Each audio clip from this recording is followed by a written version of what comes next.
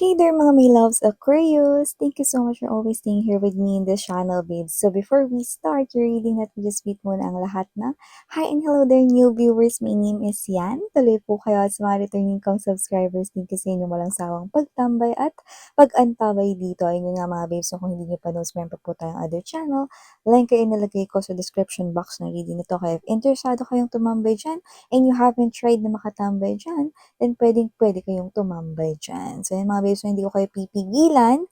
Basta ang gusto ko lang ay piliin lamang, no? Or mag-pick up lang kayo ng mga mensaheng nag-resonate for you guys. And then leave the rest behind kung hindi nag-resonate sa inyo. Okay? Kasi baka para yun sa ibang viewers. And yeah, wala tayong gender dito. Tandaan nyo yan. So, babae, lalaki, LGBT, lahat welcome. Pwedeng i-switch yung mga roles dahil possible talaga magkapalit-palit yung mga roles dito. And at the end of the day, palagi kayong may free will na free nyo pong gamitin anytime, anywhere. So let's go ahead and check these messages right here for my Aquarius people. Archangel Michael, thank you so much. Together with the angels and guides and ancestors of Aquarius, can we get messages for Aquarius, please? What does Aquarius needs to know? Can you please show me? Aquarius. What does Aquarius needs to know?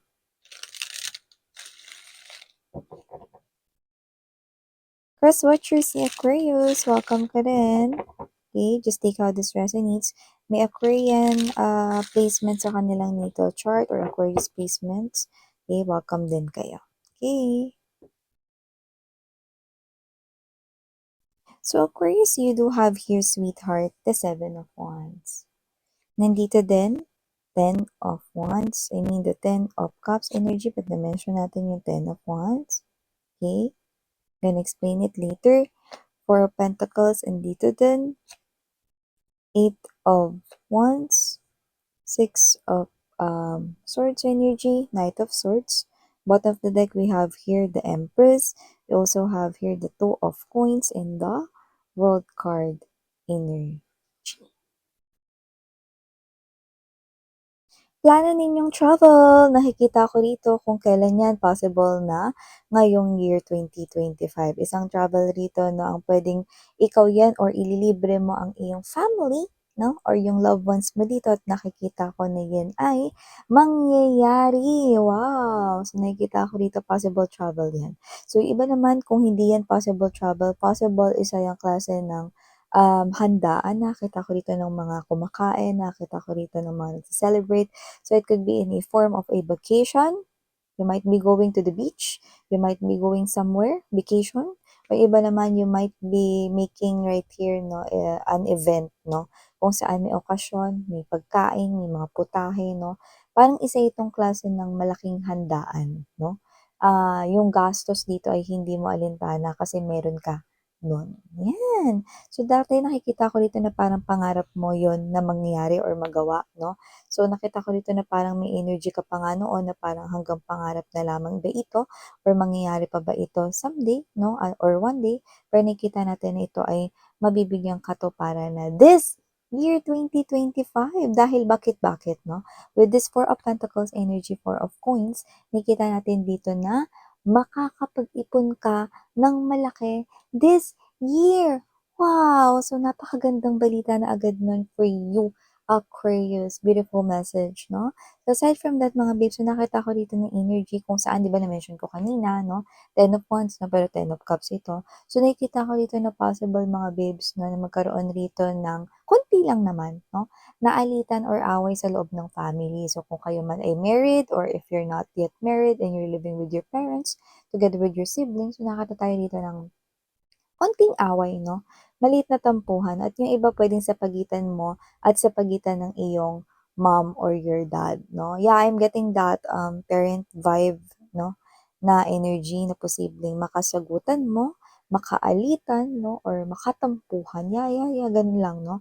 Makatampuhan lang. So, this is just a family issue right here, no? Pero it will be fixed, no? It will be fixed. Don't worry, okay?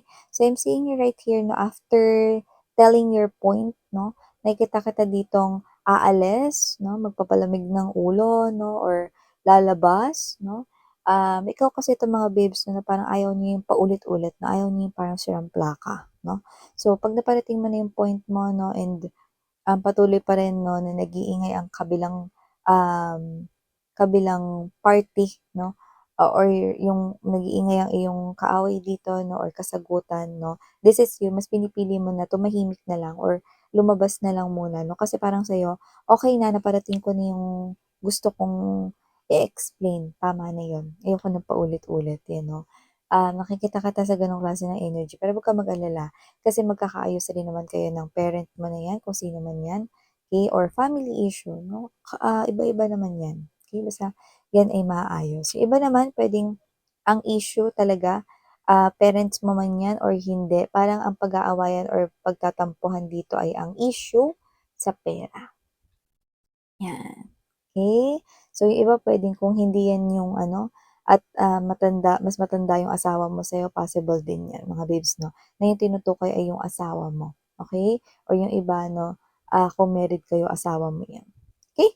So, maliban diyan mga babes, may nakita rin ako dito ng mga mensahe Aquarius 'no, na possible rito 'no na, kung single ka at kung magkakaroon ka man ng new love 'no, nakikita ko sa loob ng iyong thoughts 'no, na mas gugustuhin mo na ngayon or this time na maka-end relationship mo is yung tao na mas marami yung gawa kaysa sa kuda, 'yan 'no. Siguro dati marami ng mga naipangako sa'yo 'no, pinangako na sa'yo yung mga bituin.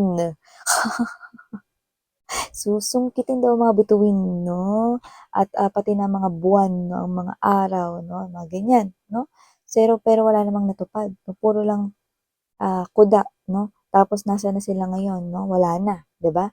So ngayon nakikita ko dito na kung gusto mo ng isang pag-ibig na darating sa iyong buhay 'no, yung, yung tao na kahit na tahimik lamang, konti yung mga sinasabi pero sa mga actions ramdam na ramdam ko namang mahal niya ako, then dun na ako miss yan. Yeah, okay. At isa yun sa mga wish granted sa'yo this year 2025 because I'm seeing someone here 'no, na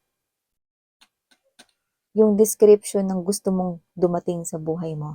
I'm seeing someone here 'no, na simple lang siya, maaaring minimalist, mahilig maaari sa mga plain na mga damit 'no, or konti lang yung mga prints. Pero kung sino man siya rito 'no, siya yung man full of actions 'no. Possible na shy parating ito sa words, pero pagdating sa mga gawa, talagang bigay todo itong taong 'to 'no, na na-manifest mo in love. Parating na siya dito mga babes 'no, at yung iba for some reason, di ko alam kung ba't ko nakukuha yung 6 weeks from now, pero possible na yun na yung pinakamaaga niyang dating 'no, para sa iba sa inyo. You know, wow, okay.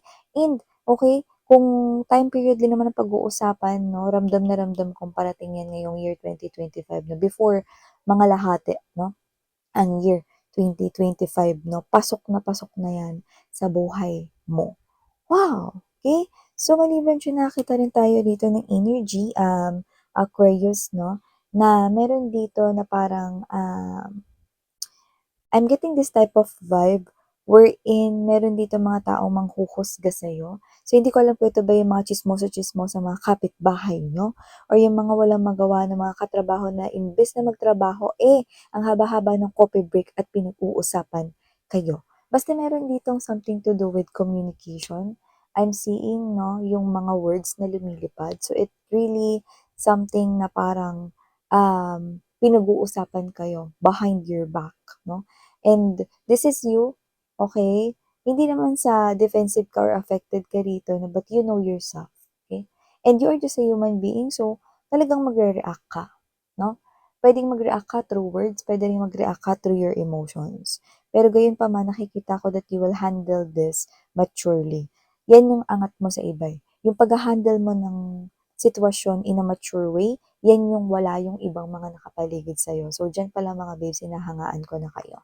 So nakikita ko rito mga babes na instead of, making patol to them, this is you, you're proving them wrong by doing here your own business, by minding here your own business, no? So if they're telling something like backstabbing you right here, mga false informations or mga fake news, then prove them wrong, no? By not having revenge na tutututututut na makikipagdaldalan or makikipagbulyawan ka sa kanila, 'no? This is you ang maganda mo ritong revenge or ang sweet revenge mo, 'no, is yung ipagpatuloy yung maganda mong paggawa sa trabaho, 'no, at ipakita mo yung success mo nagsusumabog, 'no, in silence, 'no. Yung mapapatunayan mo sa kanila ng hindi mo sila nilalabanan through words or through physical actions like suntukan, balyahan, no, like hindi, 'no, walang gano'n, walang sampalan, 'no. So this is you, you're gonna prove them wrong by your success, 'no. Hayaan mong success mo ang mag-ingay, Aquarius, 'di ba? Makikita nila 'yan pagka ayan na 'no, dine-deliver yung mga refrigerator, double door refrigerator, 'yan 'no. Ta's meron pa kayong generator, 'no. Andiyan rin ang sala set niyo. Nakaka-deliver lang, pero kaka-deliver lang din naman ng refrigerator. Example yung mga babes 'no, para alam mo yung success mo nagsusumigaw na hindi mo kailangan na na idepensa or protektahan yung sarili mo through words dito sa mga taong ito kasi makikita na nila yon 'no, gamit yung kanilang mga mata, yung success mo. Okay? Parang meron silang sinasabi dito about your success 'no, but you're gonna prove them wrong. Okay? So, maliban diyan, Aquarius, nakita rin ako dito ng energy na nakaka-move on na ang marami-rami sa inyo sa inyong mga ex na recent nyong naging past lover. So, diyan, okay tayo, no? Maganda yan na indikasyon. Actually, maganda yan, no, na energy tinatapakan ninyo kasi nakaka-move on na kayo from your past. Ibig sabihin, you're now more open to new opportunities. That's why rin siguro nag-o-open na ang inyong love portals, yan mga babes. So, para naman sa mga may in relationship ngayon, nakikitaan niyo na ang person ninyo na gusto ninyo na makasama sa inyong pagtanda. So, nakikita ko dito, no, na parehas kayo that you are aligned or in alignment. Parehas kayo ng boyfriend, girlfriend mo, no? So, nakikita ko that this year, maaring mag-propose na rin yung tao na yan sa inyo. Okay? Kasi kagaya ng sinabi ko, naka-align, no, ang inyo ritong plano at yun din ang plano ng taong ito. So, expect some kind of marriage proposal and nakikita ko dito marami-raming Aquarius ang ma-engage this year 2025. Kaya naman advance congratulations sa inyo, Aquarius! Yan o. Taray songer. So, maliban dyan, Aquarius, nakita rin tayo rito ng energy, no? Ito yung mga anak ninyo, mga babes, kung may mga anak kayo, no, turuan niyo na silang mag-ipon ngayon. Bakit? Kasi may chance na maging maganda ang future nitong bata na 'to 'no, or yung anak ninyo 'no. Pagdating sa kaperahan kapag tinuruan niyo na sila ngayon na mag-impok ng pera, okey, mag-save ng pera 'no, kahit na sila ay, very young age pa 'no, 'yan. Mag-ipon, magtabi ng pera, you know. Like puwede niyo silang turuan na, "Oh, 'wag kang bibili ng chocolate, kung ang pagpipilian ay chocolate o banana." Mas healthy yung banana, 'di ba? Parang from there, kasi parang nakikita ko dito from young age, like puwede mo na siguro silang turuan 4 years old, 5 years old, mga ganyan. O yung anak ninyo 3 years old nakakaintindi na, 'di go, 'di ba? Kasi nakikita ko dito na may energy na posibleng ma-getching nila or ma-absorb nila at maging maganda yung future nila rito in terms of financial. Yeah. Okay? So, yun yung parang advice sa inyo ni universe. Okay? So, maliban diyan, Aquarius, nakita rin ako ng energy rito na meron ditong possible na nagmo-move on sa'yo. Pero, nakikita ko rito na hindi mo to ex. Nagmo-move on siya sa'yo rito 'no, pero ang nakakaloka, nagmo-move on siya sa related sa pera. So, mali yung nakikita ko ito, may pagkakautang ito sa'yo, nagmo-move on siya rito, in short kinakalimutan niya na may utang siya sa'yo. In short, hindi ito good payer, 'no? Kaya kung sino man ito na 'wag mo na itong pautangin ulit. Kasi nakikita ko hindi siya marunong magbayad, honey, 'no? So, yun nakikita ko rito, yun 'no, lumalayo siya rito, iniiwasan ka niya, 'no? Alam mo yung energy niya yung parang alam mo, yung parang pinagtataguan ka niya, gano'n, 'no? Ta's ang nakakaloka, gusto niya pang ibaon sa limot ang utang niya sa'yo, aba nakakaloka. Kung sino man 'to, okey lang ba siya?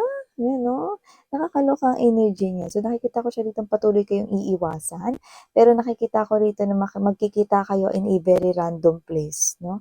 So, kung kaya mo naman ipaalala yung utang mo, why not, 'di ba? So, baka magkita kayo sa grocery, sa mall, 'no, or baka magkasalubong lang kayo, ano. Isang bagay na hindi niya ini-expect kasi iniiwasan ka nga niya, you know? So, eto yung mga mensaheng nakuha ko para sa'yo, Aquarius. Muli ako ang inyong Yana Oni, sarang heal love in light. Annyeong!